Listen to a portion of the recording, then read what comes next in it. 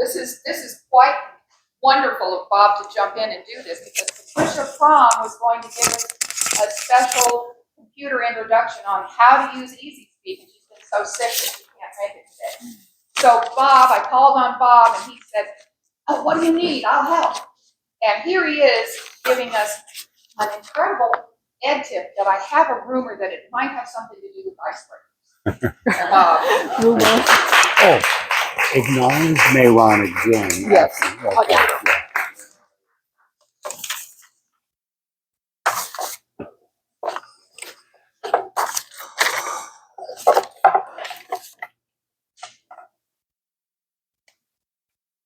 Somebody opened the gate. All of a sudden, the magic kingdom of Del Mar Toastmasters has been discovered. We have an influx of many new members, which means it is Icebreaker season. An icebreaker being the first speech that a new member gives. I have often thought about what is an icebreaker? What ice is being broken? The ice of just meeting someone for the first time? Or for me, icebreaker means breaking through the ice wall of terror that we all face when we stand up to give a speech for the first time. All speeches have something in common, no matter what the ice being broken. And that is, an icebreaker is, in fact, a speech. Therefore, it has an introduction, a body, and a takeaway. For me, what makes a speech interesting, because a speech has to be somewhat interesting in order to be a speech, interest is created with a title, some kind of words that give a clue maybe as to what you're going to talk about. The first 2 or 3 sentences of a speech create interest, but the trick is to maintain interest throughout the body of the speech.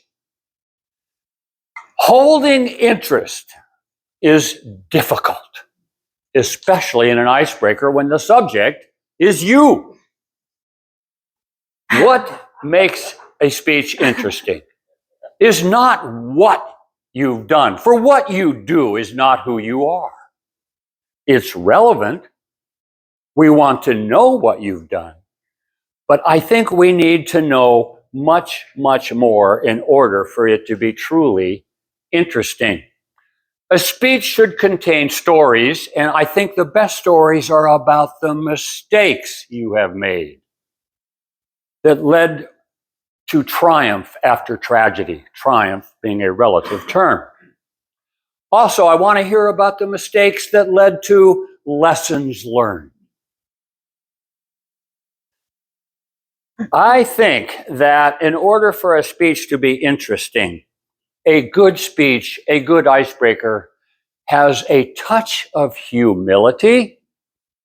I mean, you may be the greatest scientist on planet Earth, or any other planet with scientists. But if you stand up here and say, I'm the greatest scientist in the world, we'll be calling for mops to clean up at St. Peter's Church. It's better to say, I made it through engineering school and I managed to do okay. Or if you're a great brain surgeon, I've really enjoyed looking into people's heads to see if they have a brain. Something like that.